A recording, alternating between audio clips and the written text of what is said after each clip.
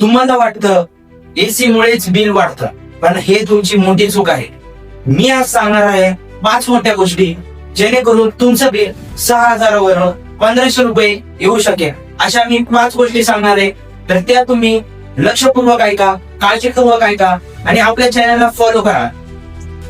घरात सगळं ऑफ आहे तरी मीटर चालू आहे, कारण आहे हिडन लोड.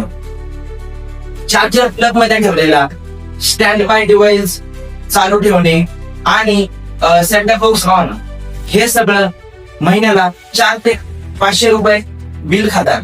त्यामुळे प्लग काढून ठेवा जेणेकरून तुमचं बिल कमी येईल.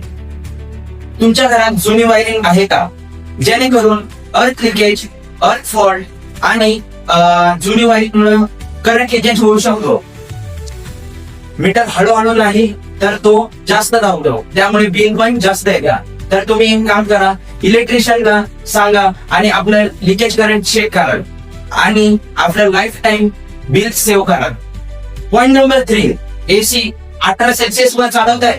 आयडियल टेम्परेचर 24 ते 26 वर आहे, त्यामुळे तो फॅन सोबत चालवा जेणेकरून तुमचा रूम कुलिंग मध्ये जाईल आणि बिल पण कमी येईल. आणि मेन गोष्ट मित्रांनो, आपण घरामध्ये आहे, हिमालयाला नाही. पॉइंट नंबर 4, फ्रीज वारंवार उघडत असाल तर ते खूप कमी करा, स्मार्ट युग वापरा. आणि मेन गोष्ट, गरम आटवण ठेवू नका, ते आटवण थंड करा मग फ्रीज मध्ये ठेवा जेणेकरून बिल बचत होईल. आणि मेन गोष्ट, वारंवार फ्रीज तुम्ही चालू बंद केला तर बिल वाढण्यात मदत होती, त्यामुळे बिल पण वाढू शकते. पॉइंट नंबर 5, अजून पण तुम्ही 0 बल्ब वापरता, CFL बल्ब वापरता तर आताच बंद करा.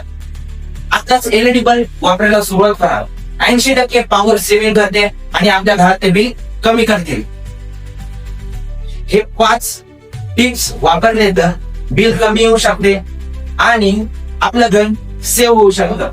तर हे 5 टिप्स आतापासूनच वापरायला सुरुवात करा. आणि मी आता पुढच्या व्हिडिओ मध्ये सांगणार आहे 5 डेंजर मिस्टेक. तर तुम्ही मला कमेंट बॉक्स मध्ये सांगा, मी कमेंट बॉक्स मध्ये पार्ट 3 हे कमेंट करा. मी पार्ट 3 विषय खूप डेंजर मिस्टेक सांगणार आहे. तर तुम्ही आताच आपल्या चॅनलला फॉलो आणि सबस्क्राईब करायला विसरू नका. आणि अशा कॉन्टेंटसाठी आताच फॉलो करा आणि हे मिस्टेक करू नका. तर आपलं घर आताच सेव्ह करा. टेक केअर मित्रांनो.